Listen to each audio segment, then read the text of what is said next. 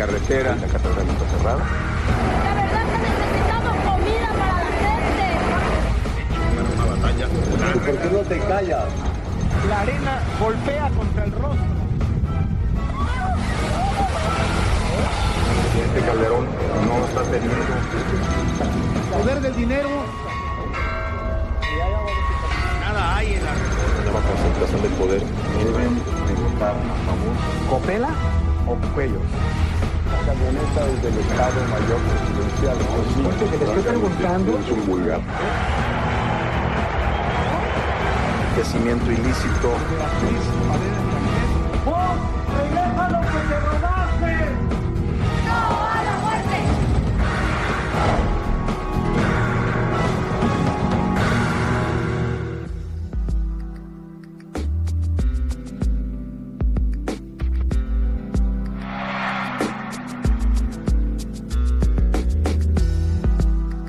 Es lo que va del 28 al 29 de octubre, cuando el nivel de los ríos que cruzan Villahermosa comienzan a crecer. El nivel de los ríos comienza a crecer y a crecer, a extenderse ya fuera de cauce e inundar mucho más allá, pero muchísimo más allá de hasta donde alcanza la vista.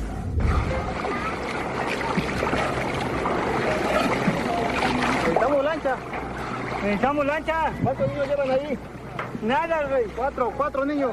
4 niños llevo.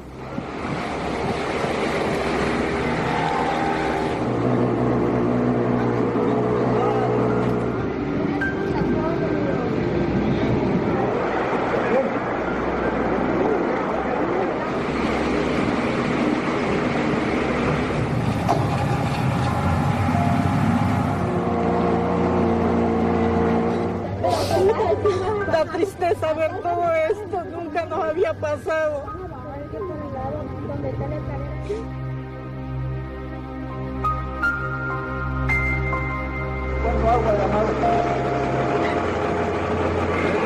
Tabasco está viviendo una situación de emergencia esta noche debido a las inundaciones que han rebasado no solo aquellas riadas del 99, sino que son calificadas estas como las peores en Tabasco en medio siglo.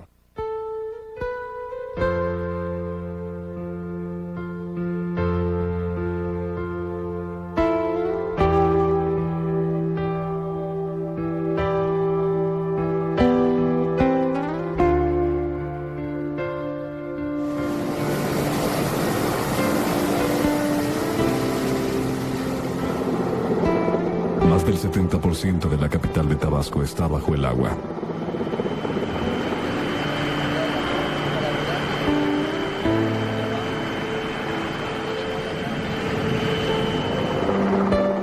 El desastre no solo se concentra en Villahermosa, se extiende a los 17 municipios de Tabasco.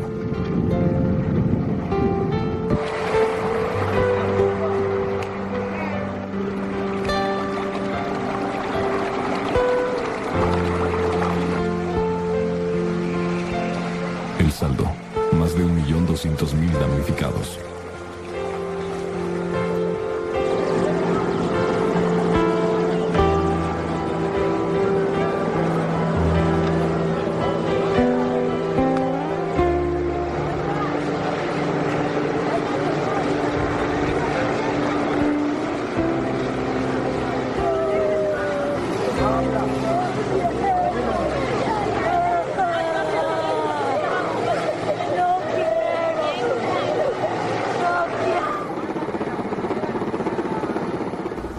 La situación es extraordinariamente grave.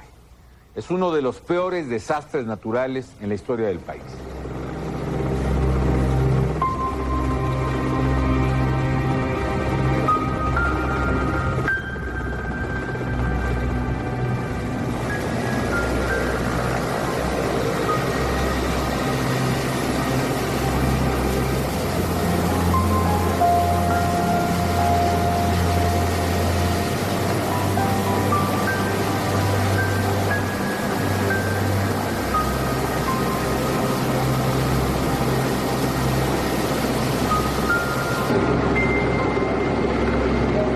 Calderón cancela visitas oficiales a Panamá, Colombia y Perú y su participación en la Cumbre Iberoamericana de Santiago de Chile. Mucho gusto conocerlo. Igualmente. Porque las malas no los abandonen. Visita en 9 ocasiones Tabasco, recorre las zonas devastadas y anuncia un fondo federal de 7,000 millones de pesos para la reconstrucción de Tabasco.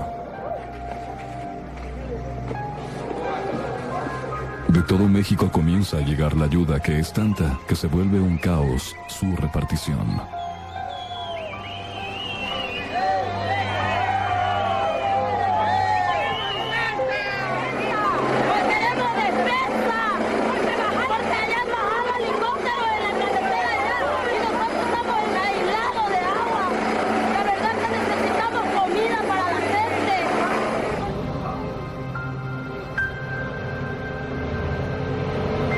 Noticieros Televisa siguen transmitiendo desde esta ciudad de Villahermosa, epicentro de esta zona de desastre por las peores inundaciones en Tabasco en 50 años.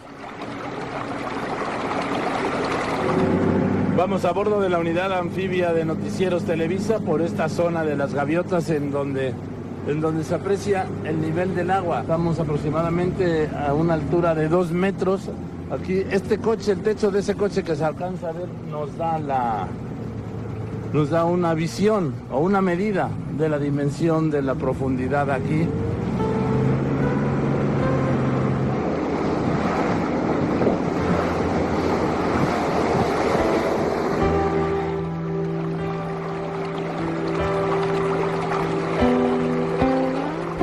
Cuando uno recorre esta zona de Tabasco, entre estas aguas ya estancadas, entre esta pestilencia, entre esta ciudad fantasma, de no ser por algunos de los que se han negado a salir, lo que me queda es esta sensación de devastación, de tristeza y sobre todo de ver que esto va a llevar no días, no semanas, que esto va a llevar meses.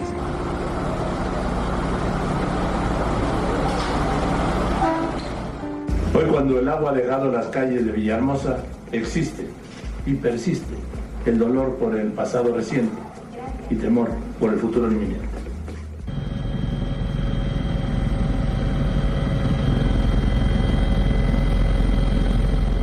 En horas del domingo 4 de noviembre, toda una montaña se deslava.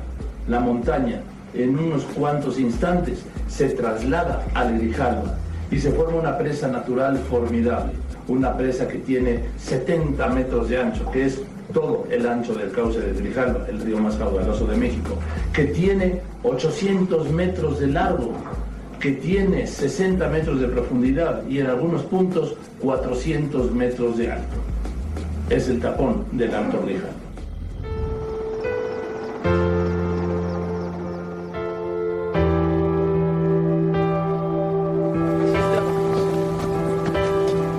Cientos de desaparecidos y una comunidad entera sepultada. Esta es la dimensión del deslave. Solo viéndolo desde esta altura comprende uno la magnitud de la desgracia. Miles y miles y miles de metros cúbicos han cerrado el río. Pues todas allá que se ven son casas. En la verdad que ese piso grande era una tienda. Arribita del otro piso era mi casa mía, casa de material, casa buena. Teníamos amueblada, teníamos todas las casas bien acondicionadas. Ese deslave formó una presa natural en lo alto del Grijalva.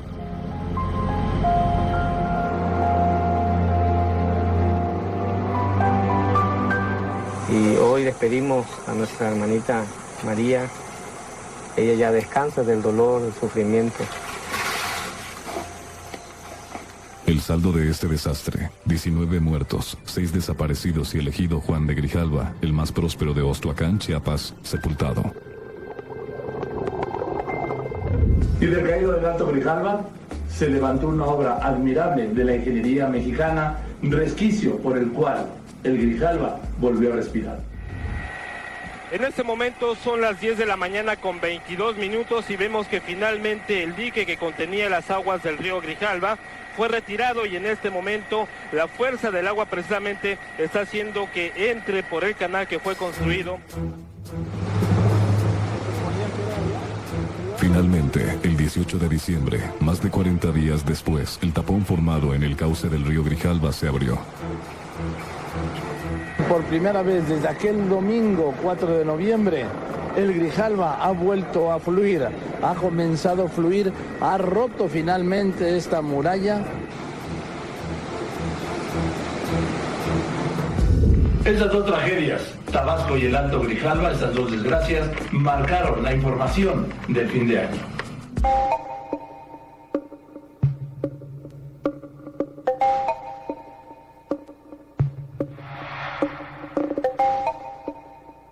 Yo estaba en Los Ángeles, California, grabando un programa para el Discovery Channel cuando vi por primera vez la imagen satelital del huracán Dean. Me hablaron de la oficina, me la hicieron llegar y me dijeron, regrésate ya. Salí corriendo al aeropuerto y el plan en ese momento era que Joaquín López Dóriga se fuera a recibir al huracán a Quintana Roo, y como sabíamos que saldría de nueva cuenta al mar y entraría de nuevo a territorio mexicano, yo lo esperaría en Veracruz. Fue muy chistoso porque yo quería estar a fuerza en el sitio en donde impactara el ojo del huracán. Y no había un pronóstico certero. No le hicimos caso ni al Servicio Meteorológico Nacional, ni al Centro Nacional de Huracanes de los Estados Unidos. ¿Sabe quiénes le atinaron? Los brujos de Chalma, Veracruz. Ellos dijeron dónde iba a estar. Ahí nos fuimos porque nos lo dijo el gobernador. Y en efecto, donde dijeron los brujos, ahí pegó el huracán.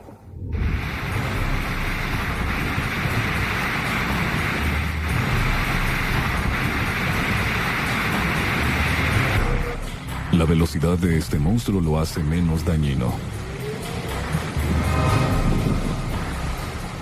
En unas 10 horas recorre la península de Yucatán, vuelve al mar y enfila hacia Veracruz. Este es el punto de entrada y este es el momento de la entrada del huracán Dean a Veracruz. Colutla, en la zona Esmeralda, la costa Esmeralda veracruzana.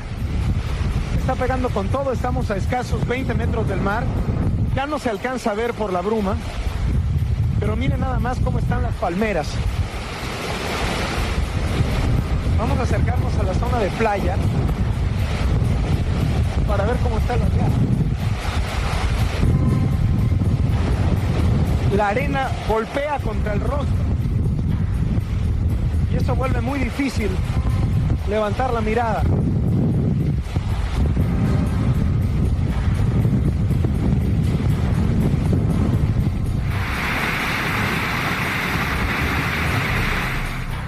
Esta es la manera en cómo el mar se come la playa, se come toda esta zona y se une el mar con la laguna.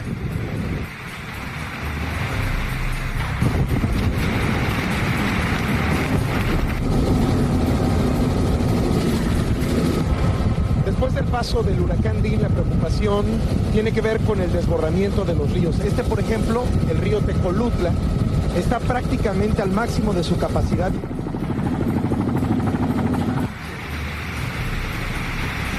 ...24 de agosto... Dean pasa por 6 estados, pero afecta a 11. Deja 12 muertos y grandes pérdidas materiales en cultivos.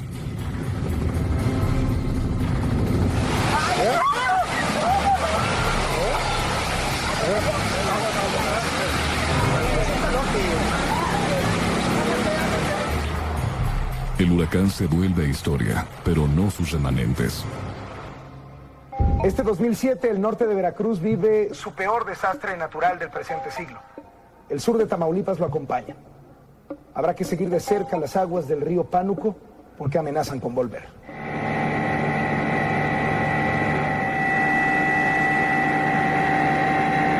Cuando llegó hasta nosotros la noticia de que en la Sierra Negra de Puebla, un desgajamiento de un cerro había sepultado un camión con decenas, no sabíamos en ese momento cuántos, de pasajeros a bordo. Hablamos Amador Narcia, Joaquín López Dóriga y yo, y quedamos en que tenía yo que irme a la brevedad. Nos fuimos en helicóptero porque era la única manera de llegar para transmitir esa misma noche en el noticiero de López Dóriga. Y fue impresionante, porque en el momento en que llegamos, un camión que normalmente mide, no sé, 3,5 metros, había quedado de 50 centímetros.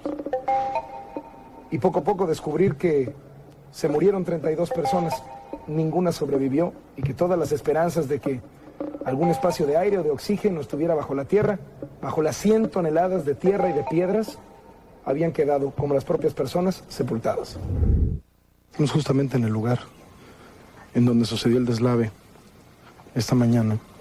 Y estas son las personas que están llevando a cabo el rescate.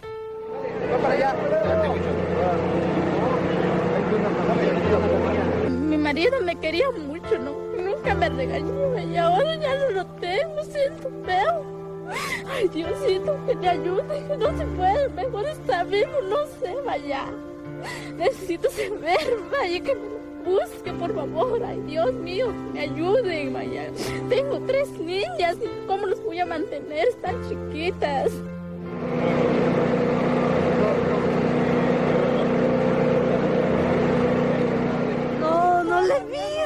No le he visto si está vivo. Yo digo que está vivo. Yo no digo que él ya murió. No, señor, no lo dejes ir. Ay, tú. Justo ahora van ya 10 cuerpos rescatados. Y se sabe que entre las víctimas hay hombres, hay mujeres, hay niños, niñas, hay incluso bebés. Una de las imágenes más desgarradoras de esta tragedia fue cuando al levantar un pedazo de camión se encontraron con el cuerpo inerte de una madre que abrazó como último instinto a su bebé de unos cuantos meses. Hacia ti, tierra del Salvador, peregrinos caminantes, vamos hacia ti. Es el Oxotitlán, en la Sierra de Puebla. 32 personas mueren bajo 100 toneladas de tierra y lodo.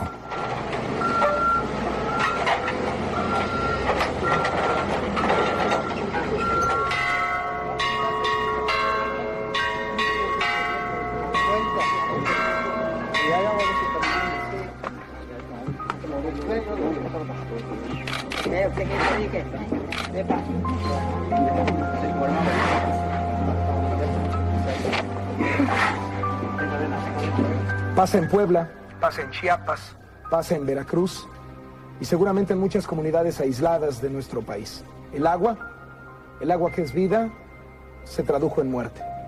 Los científicos y hasta los políticos apuntan a un nuevo responsable, el calentamiento global, el villano del 2007. El presidente Felipe Calderón firmó un convenio para estabilizar el precio del kilo de tortilla, que se había elevado más de 80%. Son extraditados 15 narcotraficantes mexicanos que eran reclamados por Estados Unidos, entre ellos Osiel Cárdenas e Ismael Higuera, alias El Mayel. Reporteros Sin Fronteras ratifica a México como el segundo país más peligroso para ejercer el periodismo después de Irak. Los mexicanos Guillermo Navarro y Eugenia Caballero ganan el Oscar por la película El laberinto del fauno. Babel de Alejandro González Iñárritu obtiene la estatuilla por mejor música. México envía aviones con ayuda humanitaria para los miles de damnificados por las inundaciones de Bolivia.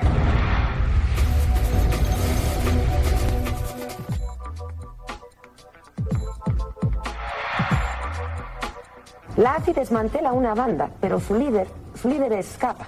Se trata del decomiso más grande en efectivo de toda la historia. Y se trata de un empresario, Shen Li-Yegon. Comenzaba así el cuento chino. El 2 de julio, la agencia AP da a conocer una entrevista que hizo Shen Li-Yegon un mes y medio antes en Nueva York. En ella acusa al secretario del Trabajo de obligarlo a ocultar la suma que dice es del PAN. Teníamos 2 maletas. Yo abrí uno, es lleno de dinero, a 100 billetes.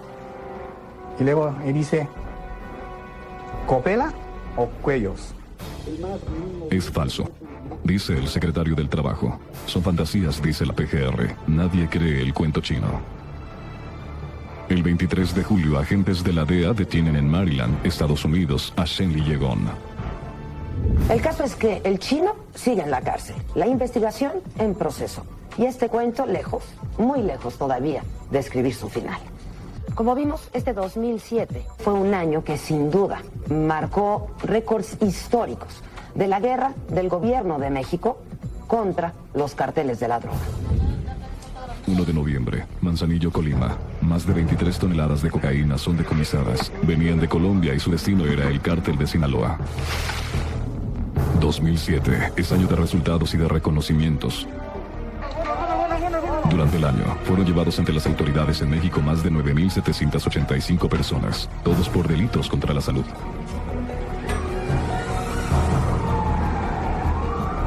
El 28 de septiembre capturan a Sandra Ávila Beltrán, la reina del Pacífico, presunta operadora del cártel de Sinaloa. Y en una acción por separado, detienen a su pareja Juan Diego Espinosa, enlace con el narco colombiano. El Tigre señalado por la PGR como uno de los principales enlaces entre los carteles de Sinaloa y capos de la droga en Colombia. Llámese guerrilla, llámese... México y Colombia aceptan que existen nexos entre la guerrilla colombiana y los cárteles de la droga en México. El 22 de octubre, México y Estados Unidos anuncian su estrategia contra el crimen organizado. Es la Iniciativa Mérida. Estados Unidos dará $1.500 millones en ayuda a México contra el narcotráfico. Otro récord es el número de extraditados, 70 a Estados Unidos. Sobresalen los casos de Osiel Cárdenas Guillén, Ismael Higuera y Luis Héctor Palma Salazar.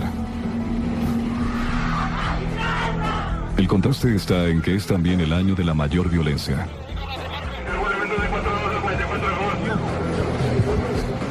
Cerca de 2.500 personas ejecutadas.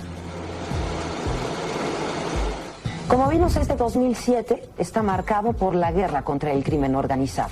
Una guerra que deja ya una larga lista de ejecutados a todo lo largo y ancho del país.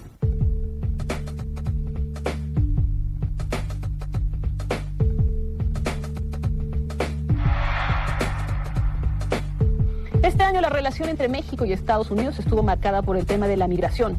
Unos con la aspiración de concretar una reforma, otros frenándola. El 2007 comenzó con una imagen que resumiría la política estadounidense en el tema migratorio. Un funcionario del más alto nivel haciendo funciones de soldador. Michael Chertoff, secretario de Seguridad Interna, es captado soldando partes del muro en la frontera de Arizona con San Luis Río Colorado, Sonora.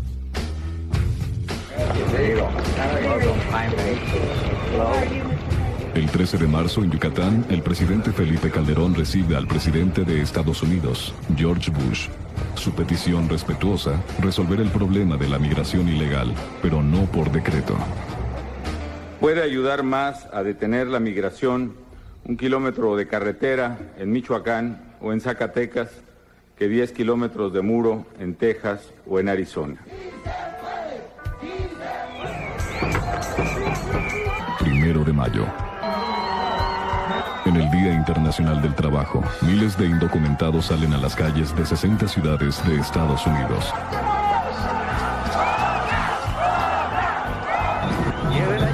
En su mayoría son mexicanos. Piden que se reconozca lo que consideran su derecho al trabajo y a una vida digna.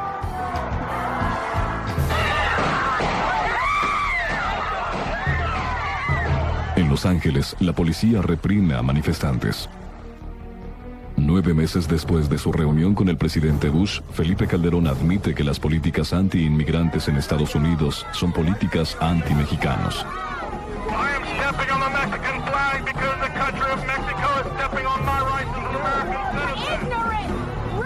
México, Estados Unidos. Un año más de luces y sombras. A su gobierno le han llamado la tiranía de la popularidad. Este 2007 el presidente de Venezuela, Hugo Chávez, ha logrado una notoriedad internacional inédita. Notoriedad que construyó a punta de desplantes, de amenazas y sobresaltos. Es el año de Chávez contra todos. RCTV sale de pantalla nacional. Estamos observando, entra la señal de Tevez en sustitución de los 53 años de la señal de RCTV.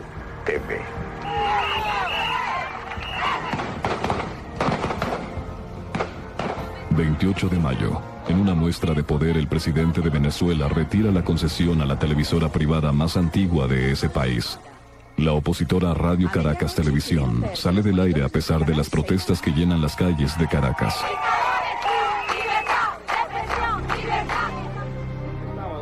Convertido en vocero de la salud de Fidel Castro, el presidente de Venezuela se presenta ante la cumbre iberoamericana en Chile a principios de noviembre. El punto culminante de su presencia se desarrolla cuando critica sin piedad al expresidente español José María Aznar. Elegido por los españoles. Exijo... Un momentito. Exijo ese respeto, por una razón además. Por supuesto. ¿Por qué no te callas? La opción del no. 2 de diciembre, su primer revés. Esta votación se va a mantener. Los venezolanos votan en un referéndum cambios a la Constitución que permitirían a Chávez continuar en el poder en forma indefinida. Gana el no.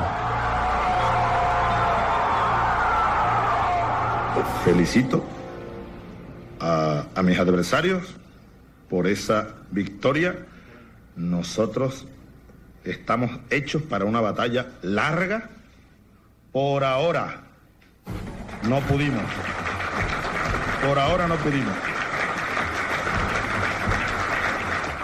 El presidente de Venezuela perdió el referéndum de este diciembre. Aceptó su derrota. Algunos dicen que porque no tenía otra opción. Pero advierte que va por la revancha.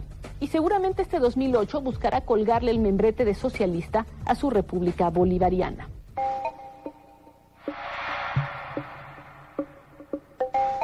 Pemex no quiere recordar 2007. La paraestatal exhibió su fragilidad y por distintas ocasiones y motivos se convirtió en noticia de primera plana. El EPR abrió la cuenta del año. Esta imagen nos va llegando a la redacción de Primero Noticias. ¿De qué se trata? Arturo Tamayo desde Guanajuato, infórmanos. Muy buenos días. Buenos días, Carlos. Efectivamente, mira, esta mañana explota una válvula en los ductos de Pemex en Salamanca, Guanajuato. La explosión ocurrió en la planta abastecedora de gas natural de la refinería de Pemex, ubicada a 2 kilómetros de la ciudad de Salamanca. En 4 estados, Guanajuato, Querétaro, Veracruz y Tlaxcala, miles de ciudadanos resultan afectados por el sabotaje. El EPR reivindica los 3 ataques y amenaza con más acciones violentas. Exige sean presentados con vida Gabriel Alberto Cruz Sánchez y Edmundo Reyes Amaya. El 3 de diciembre, el EPR anuncia el reinicio del hostigamiento militar en lo que llama su último comunicado. El gobierno federal acusa a los EPRistas de inventar una guerra sucia en contra de ellos. Que el gobierno del presidente Calderón no está teniendo ningún perseguido, no tenemos perseguimiento en contra de las gentes de actividades sociales o líderes sociales. No eran todas las malas noticias para Pemex. Se gestaba otra, mucho mayor, mucho peor, en la sonda de Campeche, a 75 kilómetros de la isla del Carmen. Corría el mes de octubre. El 23 de ese mes, la plataforma Usumacinta golpea a la plataforma petrolera CAP 101, 75 kilómetros frente a Isla del Carmen. Un frente frío y un norte provocan olas de 12 metros de altura y vientos de hasta 130 kilómetros por hora. 63 personas son rescatadas con vida, 22 mueren. A las muertes se agrega el daño ecológico. La fuga de petróleo y gas en el pozo CAP 121 fue importante. En menos de 10 días se registran 3 incendios. Los trabajos se prolongan por semanas. El daño ecológico es considerable. Se tomarán las acciones que sean pertinentes en materia de responsabilidades, en materia de cambio de nuestras prácticas operativas. Por el choque de las plataformas, 22 personas muertas, una todavía desaparecida, millonarias pérdidas y una larga lista de interrogantes. Termina 2007 y no hay una sola persona detenida, ni por los atentados, ni por el accidente en Petróleos Mexicanos. 600 adolescentes de un internado de Chalco sufren un extraño mal que les impide caminar. Sus padres la sacan del internado de monjas coreanas. El estudiante surcoreano Cho Seung-hui asesina a 32 de sus compañeros del Tecnológico de Virginia antes de suicidarse. Se trata del peor caso de este tipo ocurrido en los Estados Unidos. El gobierno de los Estados Unidos sella 7 narcotúneles descubiertos en la frontera con México, en California y Arizona. Una persona trata de subirse al papamóvil en donde transitaba el Papa Benedicto XVI en la Plaza de San Pedro. El hombre de origen alemán brincó la barrera de seguridad y casi llegó hasta el papamóvil antes de ser sometido. 80,000 personas dan un gran aplauso de despedida en la Basílica de Guadalupe al cantante ranchero Antonio Aguilar, cuyos restos fueron llevados a Zacatecas.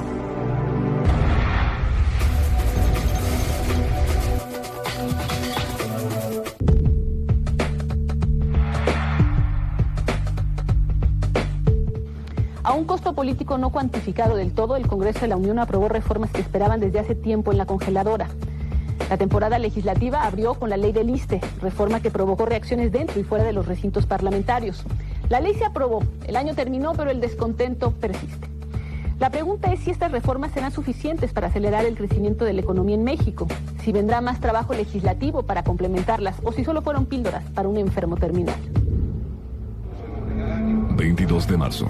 La Cámara de Diputados discute las reformas a la ley del ISSSTE. Un grupo de maestros de la Coordinadora Nacional de Trabajadores de la Educación quema puertas y trata de introducirse al recinto. Granaderos los contienen. Adentro, los diputados aprueban por mayoría las reformas a la ley del ISSSTE, con el voto en contra del PRD. 5 días después, el Senado de la República abre camino a las reformas y también las aprueba. El presidente Felipe Calderón destaca las bondades de la nueva ley. La reforma aprobada salva al ISSSTE de la quiebra, permite mejorar sustancialmente los servicios que presta a sus beneficiarios y garantiza las pensiones de sus jubilados. Los maestros disidentes anuncian paros escalonados y establecen un campamento permanente en el Monumento a la Revolución. A estas acciones sobrevienen otras.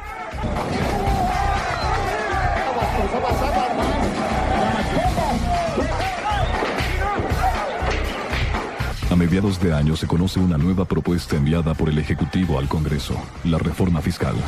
Incluye el nuevo impuesto empresarial a tasa única y un aumento de 5.5% a la gasolina. En San Lázaro, Andrés Manuel López Obrador instruye a los diputados y senadores del Frente Amplio Democrático no aprobar la reforma. Si es necesario, acciones de resistencia civil pacífica al interior de esta Cámara hasta lograr que se retire dicha iniciativa. Su llamado no prospera. La reforma fiscal es aprobada. El presidente Calderón pospone los aumentos hasta el mes de enero. 2007 fue un año de negociaciones en el Congreso de la Unión, de discusión de trueques y acuerdos. La oposición apoyó los cambios en materia fiscal, pero los condicionó a la aprobación de las reformas electorales. De la reforma electoral destacan los cambios al COFIPE, una zona llena de luces y sombras. Aprobadas las nuevas reglas de la competencia política, de lo que estamos seguros es que las campañas en México nunca volverán a ser iguales. La propuesta busca disminuir el tiempo de las campañas, evita la difusión de ataques de particulares contra candidatos y prohíbe a los partidos políticos la compra de espacios en medios.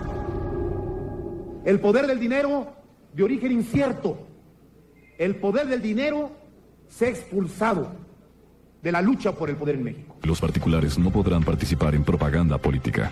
La Cámara Nacional de la Industria de la Radio y la Televisión Unida protesta ante senadores porque su opinión no ha sido escuchada. Convergencia. Que quede muy claro, nada hay en la reforma electoral que atente contra la libertad de expresión. La iniciativa de ley es aprobada. Se acuerda también el relevo de los consejeros del IFE. Empiezan por su presidente. Es una nueva concentración de poder en manos de los partidos y del Congreso, y eso se llama partidocracia. De la reforma electoral se derivan otras que alimentan el debate. Las modificaciones al Código Federal de Instituciones y Procedimientos Electorales, el COFIPE. Una de estas es la eliminación de las coaliciones y alianzas entre partidos políticos. Al respecto, Andrés Manuel López Obrador envía una carta a los legisladores del PRD para que voten en contra. La dirigencia nacional del partido desoye la propuesta y da luz verde a sus legisladores para votar a favor del COFIPE. Finalmente se aprueban los cambios al COFIPE con los votos del PAN, el PRI y parte del PRD. El periodo de sesiones en las dos cámaras legislativas terminó. En el aire quedó la reforma judicial y por supuesto la elección de los nuevos consejeros del IFE, que tendrá que esperar hasta febrero. Los legisladores se ufanan de que se cerró uno de los periodos legislativos más productivos de la historia.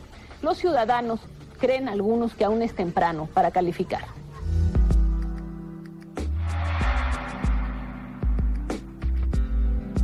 Siempre he sostenido que el séptimo año es el año más difícil de los presidentes. Sí, el séptimo. Y este año Vicente Fox se empeñó en confirmar. Un expresidente que debería ser un expresidente pero que no se acostumbra. Un expresidente que se resiste a ser eso, expresidente, y por eso el trato que ha exigido el señor presidente. Si sabe cómo se defiende, que no argumenta, como lo hacen en Estados Unidos, lo quiero aquí. Esta crisis inicia en septiembre de 2007, cuando el expresidente y su esposa deciden mostrar cómo viven en el rancho San Cristóbal, en Guanajuato. De inmediato estalla el escándalo, las acusaciones y las críticas. Hoy fue presentada una denuncia penal en la PGR contra el expresidente Vicente Fox por la presunta comisión de 10 delitos. Son varios delitos: concusión, tráfico de influencias, enriquecimiento ilícito, abuso de autoridad, delitos de servidores públicos cometidos en el ejercicio del desempeño. Al mismo tiempo, la Cámara de Diputados acordó crear una comisión especial para investigarlo. 25 de octubre, Vicente Fox Quesada contesta. Esta noche el expresidente dice que no tiene nada que ocultar. En lo que llama un mensaje a las y los ciudadanos de México, dice primero que en los últimos días se ha desatado una campaña en su contra basada en información que llama falsa y en historias que califica de fantasiosas para enseguida declarar ante la nación que no tiene nada que ocultar y que quien nada debe, dice, nada teme. Pero las acusaciones contra Fox no se detienen. La PGR asegura que la investigación está en curso. El tema del expresidente aún está lejos de terminar. ¿Sabes si hubo copias o no? Bueno, sobre las acusaciones más interesante. Bueno, todos debemos de entender, los políticos debemos de entender que el que se va se calla. En México crece el escándalo y surgen nuevas acusaciones. En la mira, los vehículos utilizados por el expresidente de México. Ninguno aparece en la declaración patrimonial entregada por Fox a la Secretaría de la Función Pública. ¿Qué pasa con la camioneta Homer que en este momento, que usted usa y que en este momento no se sabe? Claudia, fíjate cómo te han engañado también a ti. Esa camioneta es del Estado Mayor Presidencial, no es mía. ¿Qué más? Pero usted la usa. Claro, ¿La puede muchos usar? coches uso, pues ¿quién me lo prohíbe? Lo manejo, no la uso, la manejo sí a veces. El 16 de octubre la Presidencia de la República interviene. Informa que son 2 camionetas las asignadas a su seguridad y que la de lujo que utiliza el expresidente le fue entregada al Estado Mayor Presidencial en comodato por la empresa armadora. Ante eso, la propia presidencia ordena devolver todos los vehículos que se tengan en comodato. Mientras tanto, Fox continúa su gira por Estados Unidos, pero a sus entrevistadores no les interesa el libro. Lo importante es el escándalo, las acusaciones sobre enriquecimiento ilícito, sus propiedades y las de su esposa Marta. Lo están acusando en estos como libros. siempre, viejito. Y no uses el tiempo de tus gentes, de tus clientes, de esta manera. Bueno, para engañar. no use al país para no responder a las preguntas que le estoy haciendo. Que vaya bien. Gracias. Gracias. No, pues, no, discúlpeme, le estoy preguntando. Es un vulgar. Bueno, pues ándale, está bien, que te vaya bien. Adiós. Gracias. Vámonos. En fin, así fue este primer año de Vicente Fox después de la presidencia, donde nos confirmó a los mexicanos que solo hay una cosa más difícil que ser presidente de México. Solo hay una. ¿Sabe cuál? Dejar de serlo. Y por eso las facturas a la resistencia de dejar el reflector y también las facturas por el juicio de su gobierno.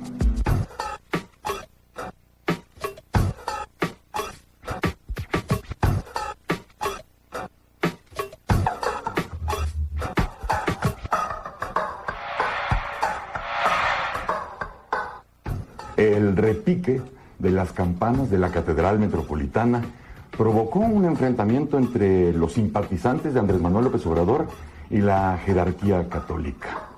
Fueron, dicen algunos, 6 días históricos, otros comentan, bueno, fueron 6 días más bien anecdóticos. Lo cierto es que este asunto de la catedral vulnerada fue un conflicto en el que nadie ganó, en el que perdieron todos.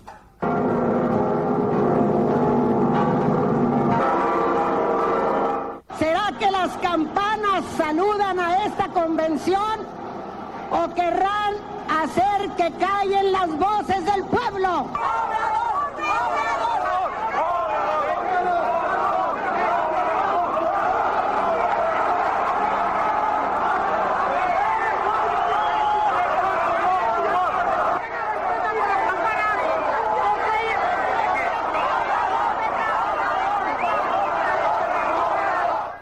arquidiócesis condena este acto de brutalidad y de violencia, de profanación que se vivió hoy en la Catedral Metropolitana. Hemos decidido cerrar la Catedral Metropolitana. Y así estuvo 6 días, cerrada, como no se veía desde hace 81 años. Las acusaciones de inmediato van en contra del PRD. El equipo de Andrés Manuel López Obrador se apresura a responder. En particular no estamos de acuerdo con lo que ocurrió ayer en la Catedral, así como tampoco estamos de acuerdo con la provocación de que hayan tocado durante 12 minutos las campanas. Vamos a destacamentar ahí un operativo permanente. El gobierno del Distrito Federal anuncia vigilancia especial, pero duda de la facultad del clero para ponerle candado a la catedral. Y le corresponde a la Secretaría de Gobernación. Nadie más puede cerrar un templo. Tan lo puede ser que ya lo hizo. Hoy la catedral está cerrada. 6 días después del cierre, el 24 de noviembre, se quitan los candados.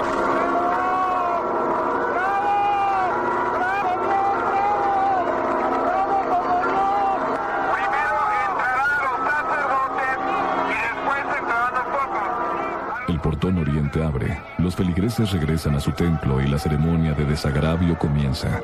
Y como de arrepentidos está lleno el reino del Señor, el mea culpa ha llegado. Uno de los que irrumpieron en catedral ofrece disculpas públicas.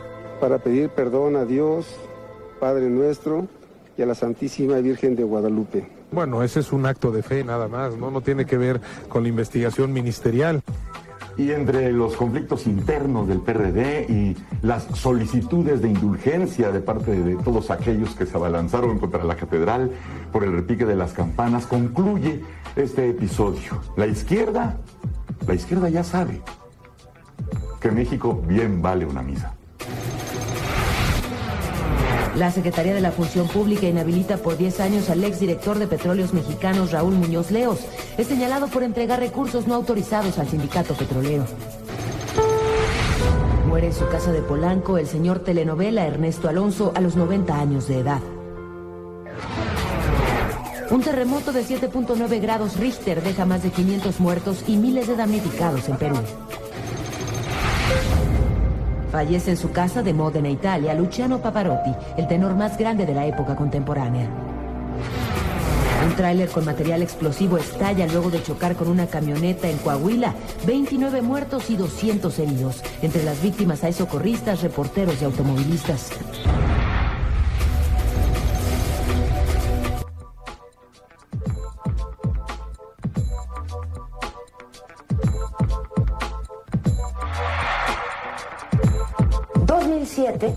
Año de debate entre la vida y la muerte, entre las libertades y lo prohibido.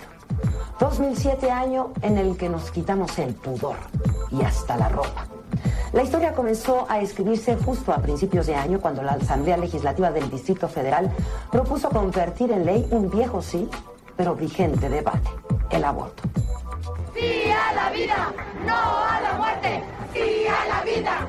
¡No a la muerte! Es un asunto que la izquierda mexicana y en el mundo ha reivindicado como una acción afirmativa a favor de las mujeres. Se abre la sesión. 24 de abril, la Asamblea Legislativa del Distrito Federal aprueba una polémica reforma legal que permite la despenalización del aborto en las 12 primeras semanas de gestación. La decisión se toma después de más de 5 horas de debate y de una fuerte controversia entre grupos antiabortistas, apoyados por la Iglesia Católica y organizaciones a favor de la medida.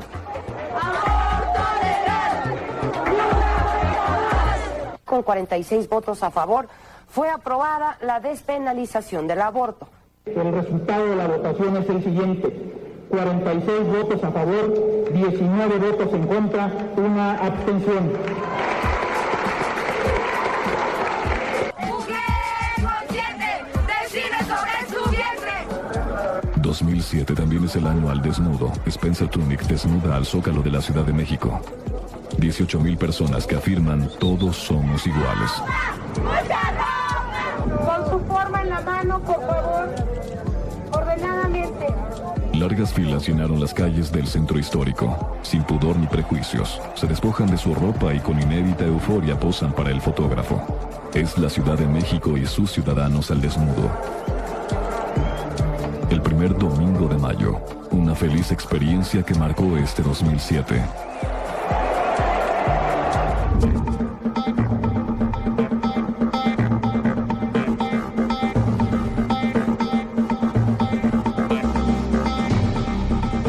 Liendrosos, para los que todavía no se han dado cordón de lo que pasó en el añejo, se los resumo de esta manera. En el 2007 se dieron 14 elecciones y en 3 de ellas se renovaron gubernaturas, en donde los 3 principales partidos políticos, el PRI, el PAN, el PRD, obtuvieron un gobierno estatal. Así estuvo la cosa. El 20 de mayo, Acción Nacional pierde la gubernatura de Yucatán. Ivonne Ortega la recupera para el tricolor. Segundo round electoral. El 5 de agosto, el PAN mantiene la gubernatura de Baja California. José Guadalupe Osuna Millán gana las elecciones. El candidato del PRI, Jorge Hanron, reconoce su derrota, pero impugna la elección. Meses después, el Tribunal del Poder Judicial de la Federación ratifica la victoria del panista. Y para finalizar el año, el PRD gana por segunda vez la gubernatura de Michoacán. En el Partido de la Revolución Democrática, las fricciones comienzan temprano en el año, rumbo a su cambio de dirigencia. El eje de la discordia, Andrés Manuel López Obrador. 1 de septiembre, la presidenta de la Cámara de Diputados, Ruth Zabaleta, abandona el Salón de Sesiones de San Lázaro. No recibe el informe del presidente Calderón. Semanas después, la propia Zabaleta admite que hay un presidente constitucional. Los suyos no se lo perdonan. En Acción Nacional, los focos amarillos se encienden recién comienza el 2007. El 16 de enero, Ana Rosa Payán, emblema del panismo en Yucatán, renuncia al partido.